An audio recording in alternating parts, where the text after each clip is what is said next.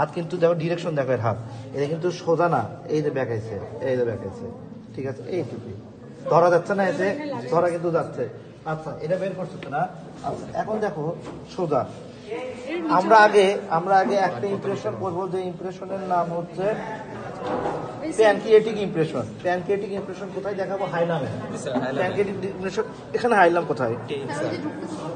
হ্যাঁ, তাহলে এটা হচ্ছে নগদে, এটা হচ্ছে প্যানক্রিয়েটিক ইমপ্রেশন, ঠিক আছে। প্যানক্রিয়েটিক ইমপ্রেশনের উপরে, প্যানক্রিয়েটিক ইমপ্রেশনের উপরে একটু পিছনের দিকে, একটু পিছনের দিকে, এবং প্যানক্রিয়েটিক এর উপরে এখানে কি হবে? গ্যাস্ট্রিক ইমপ্রেশন হলো গ্যাস্ট্রিক। প্যানক্রিয়েটিক ইমপ্রেশনের নিচে হবে হচ্ছে